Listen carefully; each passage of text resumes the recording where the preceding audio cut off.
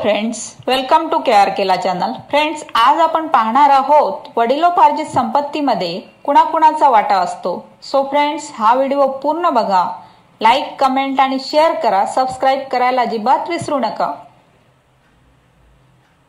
वडिलोपार्जित संपत्ती म्हणजे काय? संपत्ती दोन प्रकारची असते. एक म्हणजे तुम्ही कमावलेली आणि दुसरी वडिलोपार्जित.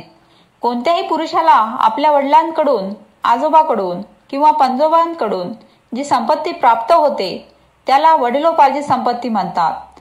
जन्मानंतर त्या मुलाचा वडिलोपार्जित संपत्तीवर हक्क स्थापित होतो. वडिलोपार्जित संपत्तीमध्ये कुणाकुणाचा वाटा असतो हे आपण पाहूया. वडिलोपार्जित संपत्तीवर पत्नी आणि मुलांचा बरोबरीचा वाटा असतो.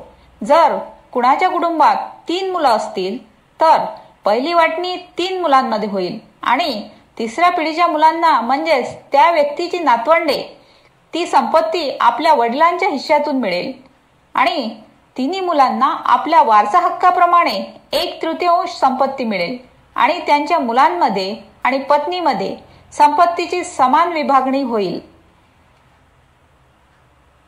वडिलांच्या संपत्तीवर मुलीचा किती हक्क असतो हे पाहूया.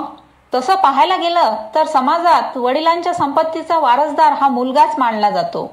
2005 मध्ये या कायद्यात सुधारणा झाली. त्यानुसार मुलाचा आणि मुलीचा संपत्तीवर समान हक्क आहे असं निश्चित झालं आणि हिंदू कुटुंबामध्ये मुलगा हाच घराचा कर्ता मानला जात असल्यामुळे 2005 आधी कायदा तसा होता. जर वडिलोपार्जित संपत्तीची वाटणी 20 डिसेंबर 2004 पूर्वी झाली असेल तर त्यावर मुलीचा हक्क नाही, कारण या प्रकरणात संपत्ती वाटपात जुने नियम लागू होतील. ही वाटणी रद्द करता येणार नाही आणि हा कायदा हिंदू, बौद्ध, जैन, शीख समाजाला लागू होतो. वडिलोपार्जित संपत्ती विकण्याचे काय नियम आहेत ते पाहूया.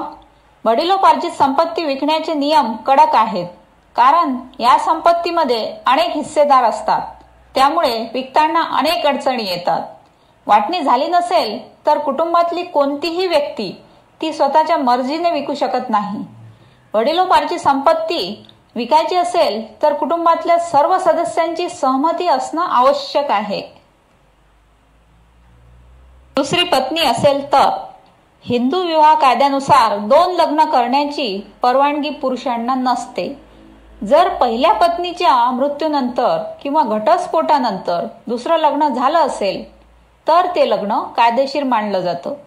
अशा स्थितीत दुसऱ्या पत्नीच्या मुलांचा त्या व्यक्तीच्या संपत्तीवर हक्क असतो, पण त्या व्यक्तीला वारसा हक्कानं मिळालेल्या संपत्तीवर त्यांचा हक्क नसतो. वडिलोपार्जित संपत्ती नसेल तर त्यावर कुणाचा हक्क? जर तुमची संपत्ती वडिलोपार्जित नसेल म्हणजे ती तुम्हीच कमावलेली असेल तर त्या संपत्तीची वाटणी कशी करायची याचा सर्वस्वी अधिकार तुमचाच आहे. तुमच्या जिवंतपणी किंवा तुमच्या पश्चात ती संपत्ती तुम्ही कुणाच्याही नावे करू शकता. जर मृत्यूपत्र नसेल तर वारसा हक्काने मिळालेली संपत्ती वगळता जी तुम्ही कमावलेली आहे त्या संपत्तीवर पत्नी आणि मुलांचा हक्क असतो.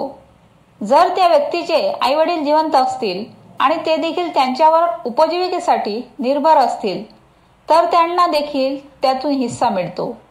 जर मातापित्यांना हिस्सा नको असेल तर त्यांची जबाबदारी उचलून कोणताही वारसदार ती संपत्ती घेऊ शकतो. दिवाणी कायद्याच्या कलम 125 मध्ये देखभालीचा उल्लेख आहे. त्यानुसार त्या व्यक्तीवर अवलंबून असलेली पत्नी, आईवडील आणि मुलं त्या व्यक्तीच्या संपत्तीवर आपल्या उपजीविकेसाठी कायदेशीररित्या दावा करू शकतात.